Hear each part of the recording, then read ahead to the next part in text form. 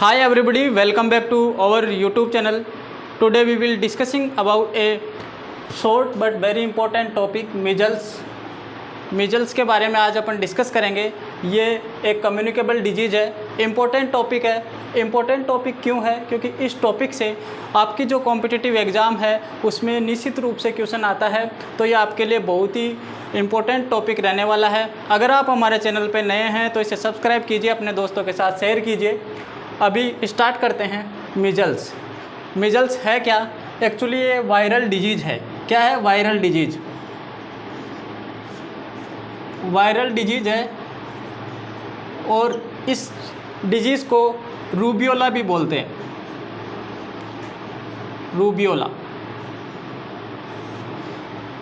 Rubeola बोलते हैं। और ये वायरल डिजीज़ है तो पैरामिक्सो वायरस से फैलती है।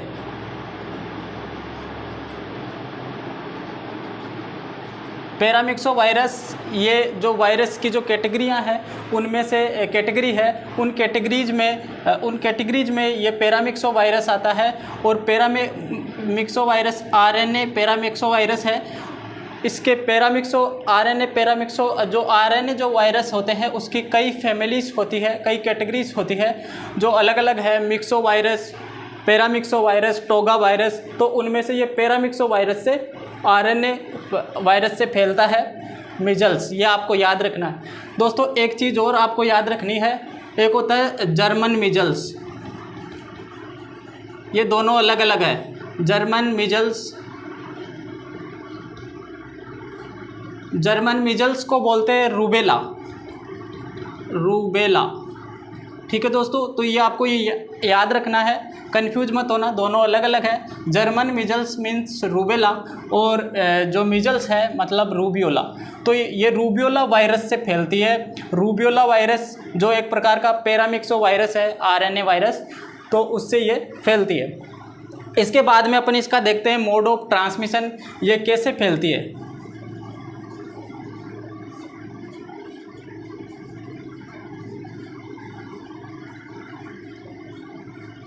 दोस्तों इसमें जो मोड ऑफ ट्रांसमिशन है वो ड्रॉपलेट इन्फेक्शन है।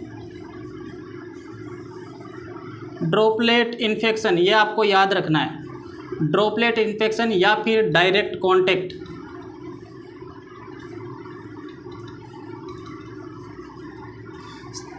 पेशेंट्स जो मीजल्स से सफर्ड जो पेशेंट है वो स्नीजिंग के थ्रू या खपिंग के थ्रू ड्रॉपलेट होते हैं। उन ड्रॉपलेट के थ्रू क्या है, ये बीमारी दूसरे व्यक्ति में फैलती है। तो ये मोड ऑफ ट्रांसमिशन हो गया। एक प्रकार की ये एयरबोर्न डिजीज है।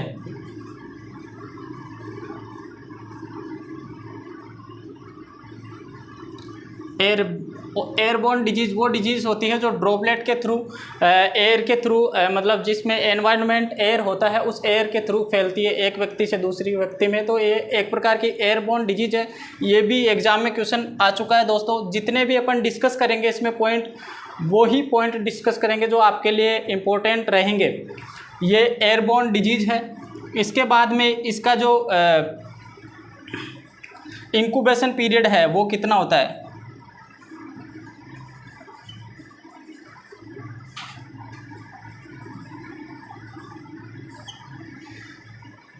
इंक्यूबेशन पीरियड है 10 से 20 दिन, 10 to 20 डेज। ये भी आपको याद रखना दोस्तों।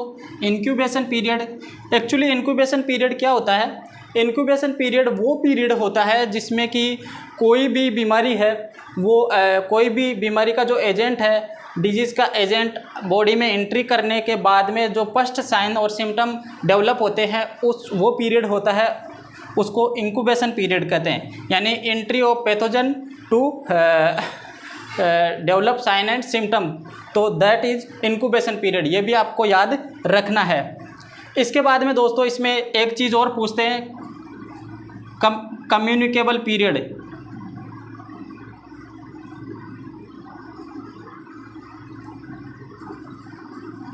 कम्युनिकेबल पीरियड कितना होता है? कम्युनिकेबल पीरियड दोस्तों इसमें यानी कि कौन से टाइम में इसकी ज़्यादा संभावना होती है फैलने की, वो कम्युनिकेबल पीरियड होता है तो इसमें आपको ध्यान रखना है 4 डेज, ये भी आपको याद रखना दोस्तों, 4 days before and 5 days after races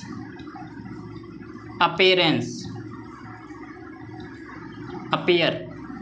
दोस्तों जो रेसेस, इसमें क्या है, इस डिसीज़ में जो रेसेस अपीयर होते हैं उनमें से 4 दिन रेसेस के पहले और 5 दिन बाद में, तो ये ज़्यादा कम्युनिकेबल पीरियड होता है। ये आपको याद रखना है दोस्तों, ये कई बार एग्ज़ाम में पूछा जा चुका है।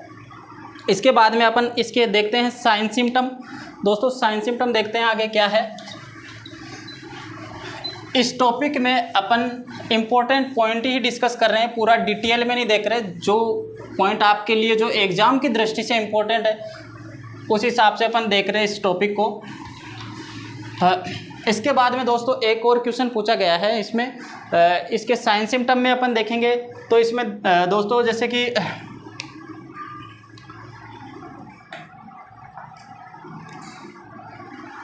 एक पूछते कॉप्लिक्स स्पॉट,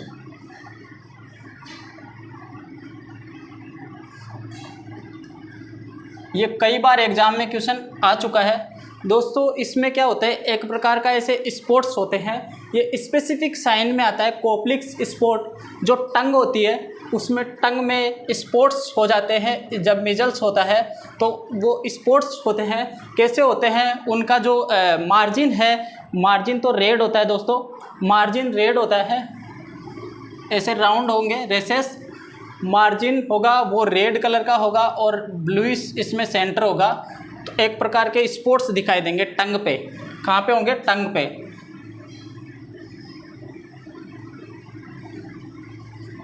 तो यह आपको याद रखना है, एग्जाम में ऐसे ही पूछते हैं कि कॉप्लिक स्पॉट किस डिजीज से संबंधित है, दैट्स रिलेटेड टू मीजल्स।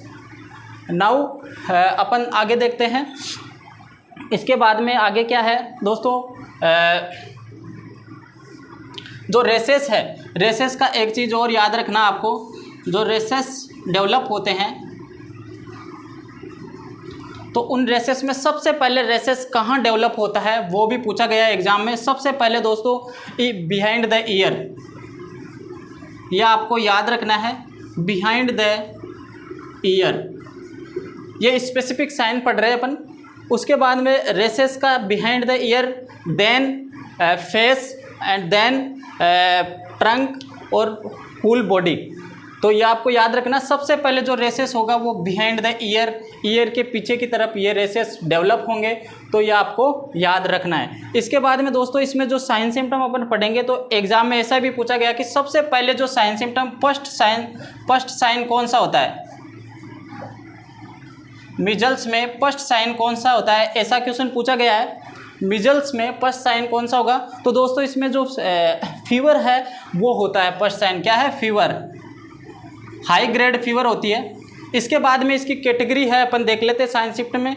इसमें तीन भागों में बांटा गया है। इसके जो साइन सिम्टम होंगे उसको 3 फेज में बांटा गया है। प्राइमरी है उसको प्रोड्रोमल फेज बोलते हैं, प्रोड्रोमल फेज। उसके बाद में यह जो प्रोड्रोमल फेज होती है वो जो रेसेस डेवलप होते हैं उससे पहले की फेज होती है, इसलिए इसको प्री इरप्टिव फेज भी बोलते हैं। और दूसरी जो फेज होती है वो इरप्टिव फेज, इसमें रेसेस डेवलप होने लगते हैं दोस्तों। इसके बाद में जो तीसरी जो फेज होती है वो है पोस्ट इरप्टिव या फिर रिकवरी फेज भी बोलते हैं इसको।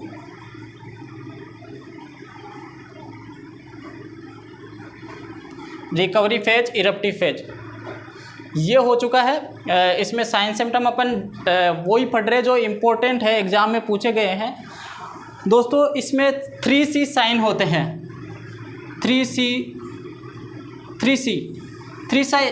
साइन कौन कौन से हैं, तो दोस्तों वो देख लेते हैं अपन। एक तो होता है कफ, कोराइजा और कंजक्टाइवाइटिस।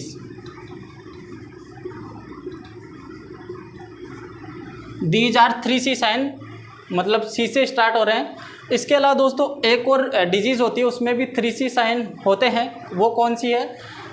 ये होती है ट्रेकियो। ये भी आपको याद रखना है, मैं बता दे रहा हूँ। ट्रेकियो इसोफेजियल फिस्टुला, यह आपको याद रखना है। इसमें भी 3C साइन होते हैं। कौन कौन से? उसमें होता है कफ, चोकिंग एंड साइनोसिस।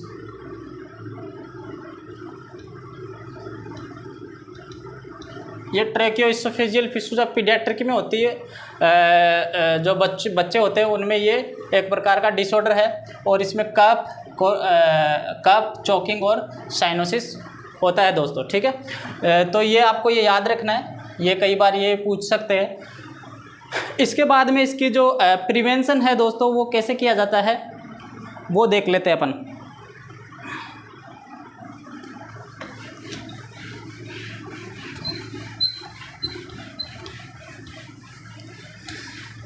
कंजक्टाइवाइटिस, ये भी इसमें साइन सिम्टम है। इसके बाद में अपन देख लेते हैं आगे क्या है प्रिवेंशन।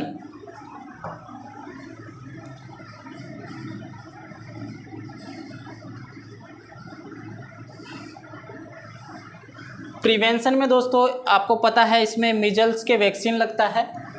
एक तो वैक्सीन है तो मीजल्स का जो वैक्सीन 8-9 मंथ पे लगता है। 0.5 ml सब कट लगता है। और ये क्या वैक्सीन? लाइव एटेन्यूएटेड वैक्सीन है, और this vaccine given through subcut route. ये हो गया। इसके बाद में एक दूसरा वैक्सीन लगता है MMR। इसमें 3 डिजीज़ के वैक्सीन लगते हैं, मीजल्स, मम्स और रूबेला, ठीक है। तो ये होगा। इसमें क्या, ये कब लगता है? 12 से 15 मंथ पे, 15 to 15 month, 15 to 12 to 15 month. ये दोस्तों ये पूछ सकते हैं कब कब लगता है। इसकी बूस्टर डोज है 4 to 6 ईयर पे बूस्टर डोज लगती है। इसमें दोस्तों एक चीज़ आपको याद रखनी है, जो रेसेस डेवलप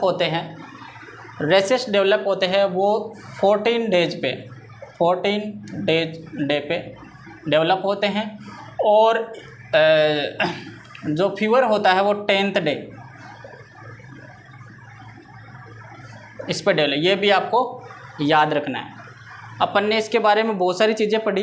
इसके बाद में इसमें ट्रीटमेंट में देखते हैं सिम्प्टोमेटिक, इसमें ट्रीटमेंट किया जाता है।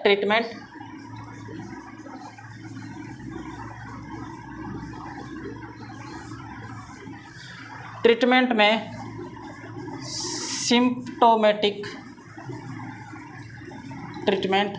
एक चीज़ आपको और याद रखनी है दोस्तों, एक चीज़ आपको क्या याद रखनी है, इसमें ऐसे एग्ज़ाम में पूछा गया है, एक प्रकार की जैसे विटामिन ए है, मिजल्स होने के बाद विटामिन ए की जो डोज दी जाती है वो क्या, इसमें जो रिस्क होती है इसकी, उस रिस्क से, जैसे कि इसके कई कॉम्प्लिकेशंस होते हैं जो अपन पढ़ेंगे, उन कॉम्प्लिकेशंस से काफ़ी हद तक बचाव किया जा सकता है। तो विटामिन ए सप्लीमेंटेशन बहुत ज़रूरी है। ये भी एग्ज़ाम में पूछा गया है। मिजल्स से ग्रसित व्यक्ति को विटामिन ए सप्लीमेंटेशन दिया जाता है, क्योंकि इससे काफ़ी सारी कॉम्प्लिकेशंस होती है, उनको बचाया जा सकता है, और रिकवरी में भी ये बहुत सहायता करता है। इसके बाद में दोस्तों इसमें एक चीज़ ध्यान रखना है प्रिवेंशन में, आगे देखते हैं। ये आइसोलेशन है, वो इम्पोर्टेंट रोल रखता है। जितनी भी कम्युनिकेबल डिजीज़ है वो आइसोलेशन, मिजल्स से ग्रसित व्यक्ति का आइसोलेशन करते हैं तो उसको कौन सा आइसोलेशन बोलते हैं? Secondary isolation. अपन आइसोलेशन के टाइप पढ़ेंगे, उसमें से ये सेकेंडरी प्रकार का प्रिवेंशन है। सॉरी अपन प्रिवेंशन के जो टाइप पढ़ेंगे उसमें 3 प्रकार के प्रिवेंशन होते हैं ना, उनमें से ये सेकेंडरी प्रिवेंशन है आइसोलेशन। आइसोलेशन कब? जब व्यक्ति मीजल्स से ग्रसित होता है, यानी मीजल्स से ग्रसित व्यक्ति के लिए जो आइसोलेशन है वो सेकेंडरी आइसोलेशन है, सेकेंडरी प्रिवेंशन है, सॉरी सेकेंडरी प्रिवेंशन। ठीक है, ये याद रखना है। इसके बाद में इसमें एक चीज़ याद और रखना है, कौन से टाइम पे ज़्यादा होती है ये बीमारी। और चीज़ है, ये जो विंटर सीजन में ज़्यादा पाई जाती है, कॉमन एज ग्रुप है, बच्चों में ये कॉमन होती है, विंटर सीजन में पाई जाती है। कब पाई जाती है? विंटर सीजन, ये भी आपको याद रखना दोस्तों, विंटर सीजन में पाई जाती है और मोस्ट कॉमन पाई जाती है बच्चों में, most common.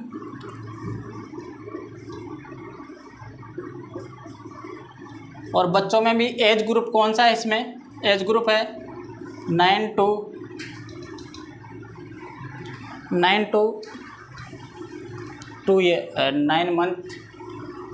9 month to 24 months, इसमें ये ज़्यादा पाई जाती है, मोस्ट कॉमन। जबकि अगर ये एडल्ट्स में हो जाए दोस्तों, तो ये आपको याद रखना है, इसे एडल्ट्स में ये डेंजर होती है, डेंजर एडल्ट्स में होती है, जबकि चाइल्ड में होती है वो क्या है? मोस्ट कॉमन पाई जाती है। इसके साथ एक बार ऐसे भी एग्ज़ाम में क्वेश्चन आ चुका है कि 9 मंथ तक बच्चों में कभी मीजल्स नहीं होता है। क्यों नहीं होता है? क्योंकि 9 मंथ तक जो बच्चा है वो मिल्क ले रहा होता है, उस टाइम जो एंटीबॉडी है IgA एंटीबॉडी, मिल्क की एंटीबॉडी कौन सी है? IgA जो एंटीबॉडी है, जो नेचुरल पैसिव इम्यूनिटी है, वो बच्चे को इसके लिए प्रोटेक्शन प्रदान करती है, तब तक उसमें मीजल्स नहीं हो सकता। यह आपको याद रखना है। ठीक है दोस्तों, ये मीजल्स के बारे में थे, इम्पोर्टेंट अपन ने टॉपिक पढ़े हैं ओनली, तो यही इसके बारे में थे। आपको ये वीडियो कैसा लगा कमेंट में ज़रूर बताइएगा। Thanks for watching the video.